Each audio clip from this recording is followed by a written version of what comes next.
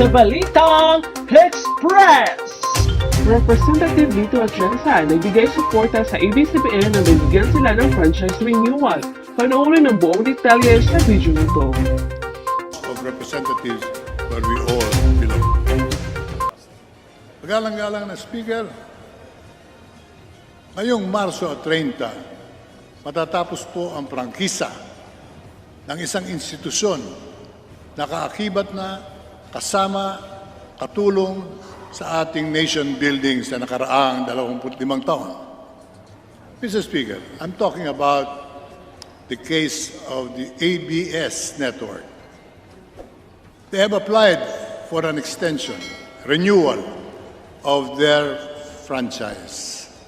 And to this date, 11 resolutions have already been filed in the committee and referred to the Committee on Franchises so that this matter is given attention. But as of now, today, wala pong aksyon ang Committee on Franchises. The franchise will expire on March of this year. Isang buwan na lang po yun. Pagkatapos po noon, hindi natin malaman ano magiging desisyon ng Kongreso. Samantala, 14,000 katao ang nagtatrabaho dito sa korporasyong ito. 14,000 katao na hindi malaman kung sila'y magtatrabaho pa pagkatapos ng Marso o maglalakad na sila kabilang ng mga walang trabahong Pilipino. So therefore, at this point in time, we at Buhay Party List and the voice of the Filipino people are all united in asking, demanding in fact, that action be taken up now by the Committee on Franchises. Personally, I am calling for the attention of Chairman Alvarez on this matter. Every day we take up franchises of non-entities, unknown groups, unknown companies, corporations applying for a franchise, and we act on them judiciously, promptly. Oh, the question arises in my mind.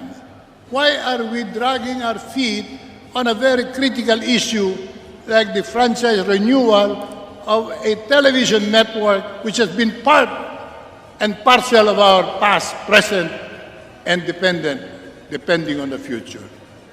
Kaya minamahal kong mga kasamahan, ginagalang kong mga miyembro ng Kongreso, hindi tayo dapat manahimik dito sa isyong ito.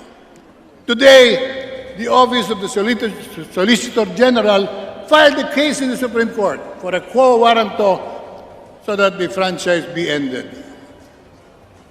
Tayo po ba'y manunood na lamang? Samantalang ang Korte ang magde-decide sa kinabukasan nitong prangkisang ito.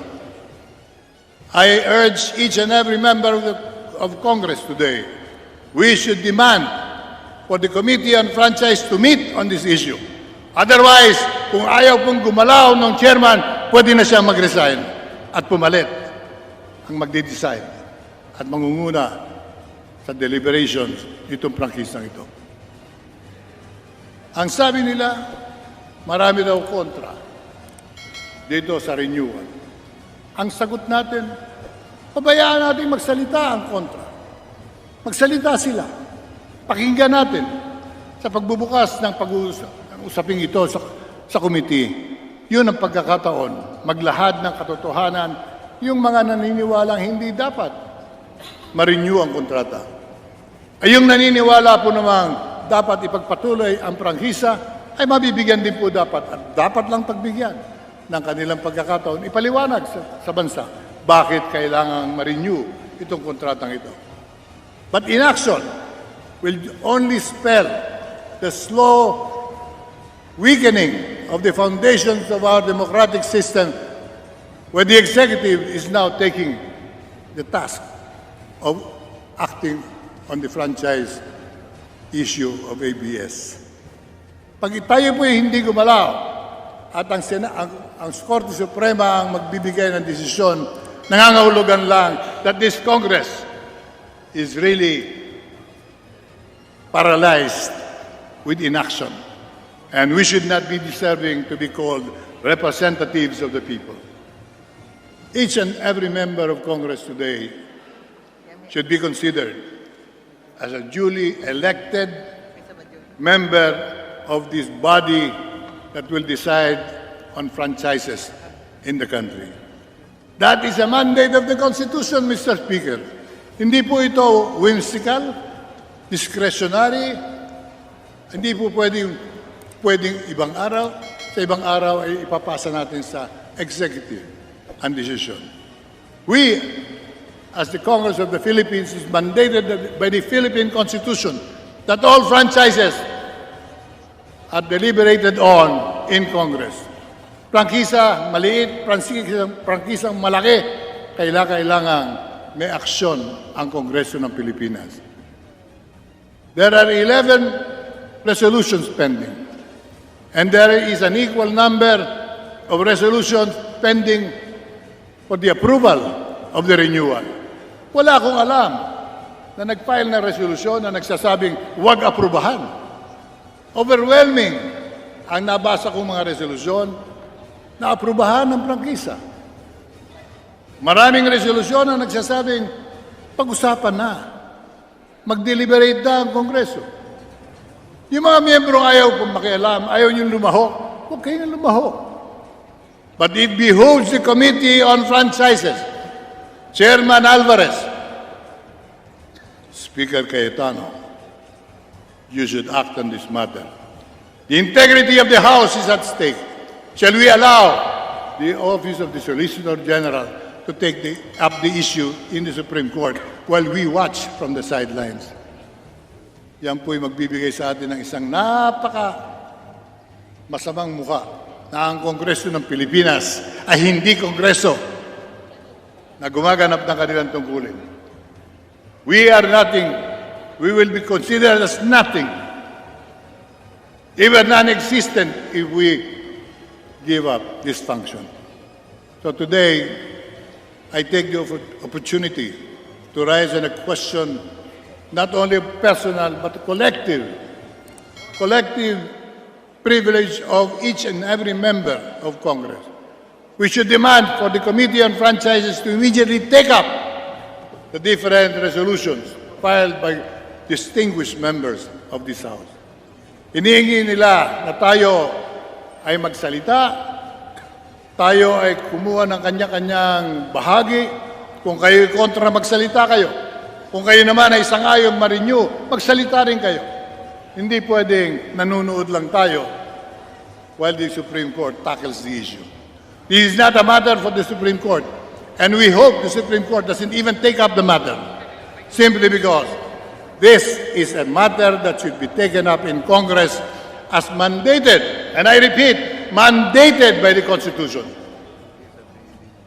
Mababaliwala po ang respeto sa ating saligang batas at lalong mawawala ang respeto sa Kongreso ng Pilipinas kung hindi natin aaksyonan itong isyong ito. No matter how sensitive an issue is, this Congress, if given the challenge, should act accordingly. Hindi pwedeng tayong lahat ay magtitinginan na lang at magngingitian. This is not a matter that can be settled by personal relations. This is a matter that should concern national interest. And the national interest dictates that we act on this matter. If you ask me, I will take it up today, not tomorrow. So I don't know if Chairman Alvarez is listening. I hope he is. I am challenging him. Take up the issue. And if you are not in favor, fight it in the committee. While we, who are for justice, truth, integrity of the House, and the rule of law, will fight for what we believe is right. We are not a government ruled by men, but ruled by law. And that's the essence of this message. We should act accordingly. My dear colleagues, respected members of the Congress of the Philippines, huwag nating pabayaan ang Kongreso ay daan-daanan na lang This is not going to be the first time. This is the second time that a quo warranto is issued while Congress refuses to shoulder the responsibility. The responsibility lies in our laps. The power is within our hands.